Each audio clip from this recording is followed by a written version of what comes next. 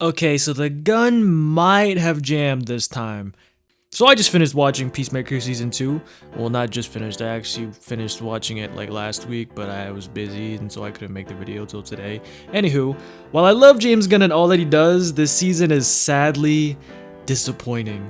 I was trying so hard to cope since the beginning of the season, saying like, oh, it's supposed to be, melancholic and slow and dramatic, and it's not supposed to be fast paced and interesting. Yeah, no, the writing is just bad. Yeah. And it just sucks because season 2 had so much potential to be better than season 1. It has the chance to set up the wider and broader DC universe. It has a lot more tools to work with. Like, I think the premise of different dimensions in Peacemaker is so much more interesting than the butterfly conflict. Unfortunately, James Gunn was doing way too much this season. I think he was trying to juggle too much stuff and while also not doing enough for like the main plot lines, and that just led to a very messy outcome. Hands down, the worst part of this season is the writing. The beginning is extremely slow. Each episode in this season is about 30 minutes, and for these 30-minute episodes, it doesn't feel like anything's happening. The plot barely progresses, and to make up for the lack of plot, the show just makes the characters do a bunch of quips and jokes for like the entire episode. Like, it's 90% James Gunn humor and then 10% like actual story.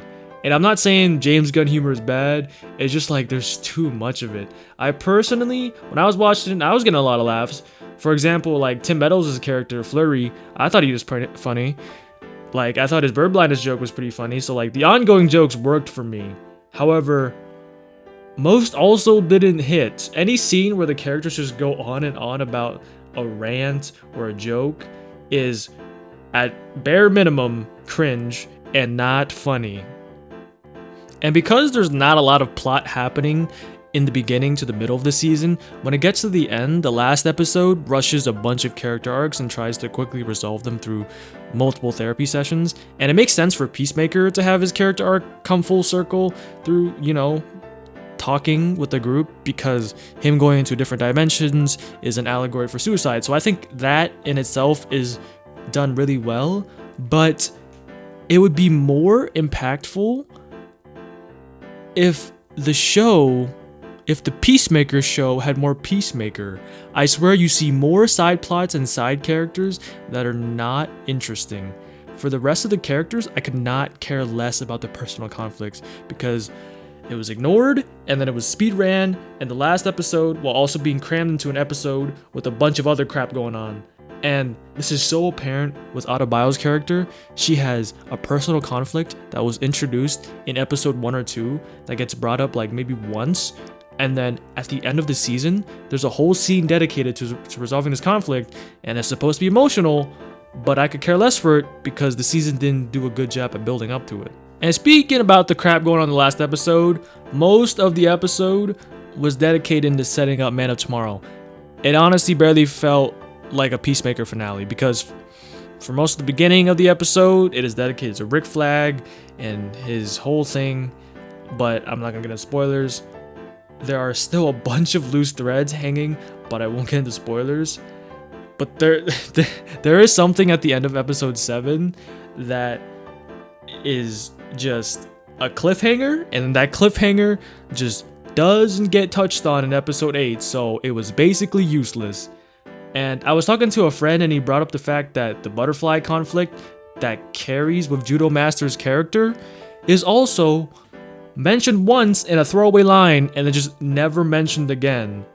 So yeah, I wish they would have explored that, but nope, it's just straight up a Superman sequel setup. The dialogue in this season is also pretty mid because the show just kind of seems overly edgy.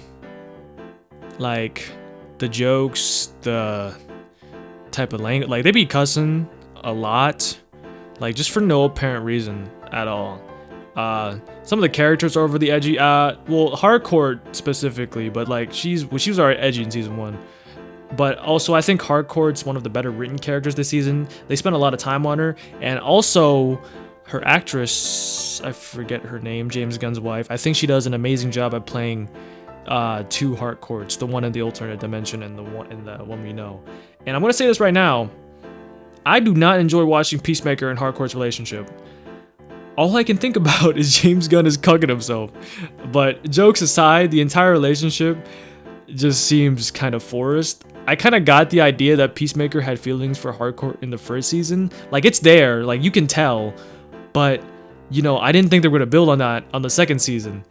And I don't really want to root for it because there's no scenes in season 2 of them, you know, having chemistry until the last episode that actually builds upon the relationship.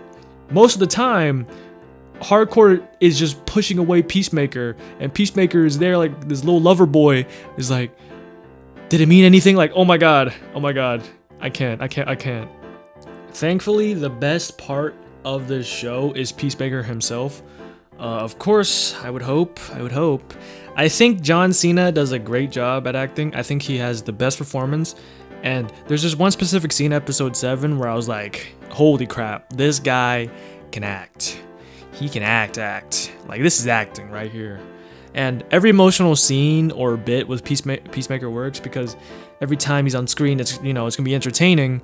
And I think Peacemaker is the most consistently written character in the show. Like, when James Gunn knows how to write somebody, he knows how to write somebody. And I think Peacemaker is, again, the best part of the show. And I still had a fun time with some of the subplots. I'm just saying, there's too many of them. But when you have that many subplots, it just feels like filler. And having filler in a 30-minute episode series kind of just feels like you're stretching out the episodes, and it's kind of odd because 30 minutes isn't even that long. That means you probably didn't have enough stuff in the main story if you have an Eagly side plot. Even though Eagly side plot was entertaining, I'm just saying. But my personal favorite part of this show is Vigilante. He is consistently hilarious, and I think he had a great scene. I honestly think every single time he's on screen, he's extremely funny, and I think it's also because he's not in that season that much as compared to like other characters, Economos. But yeah, I think, you know, I just won't get tired of him because there wasn't a lot of him. So yeah, Vigilante's the GOAT. That's all I gotta say. This also might be a hot take. Even though I love James Gunn's music taste, like every single time he has something in his movies or shows, I immediately add it to my playlist. I think he's overdoing it with the music incorporated scenes for this show. Like, the last episode has 2 concert scenes. Okay, James Gunn. Yeah, okay. But overall, I think the gun tried to jam too many bullets into the chamber this time. Yeah, so yeah, he was just doing way too much. The first season does such a good job with getting you interested in the story and progressing the plot. This season just had a better premise, but the writing and the pacing and the dialogue and the acting and the tone, it was just kind of terrible.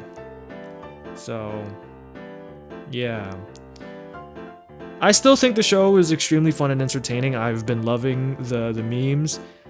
There were some pretty good moments, but I'm gonna give Peacemaker season 2 a 6.5 out of 10.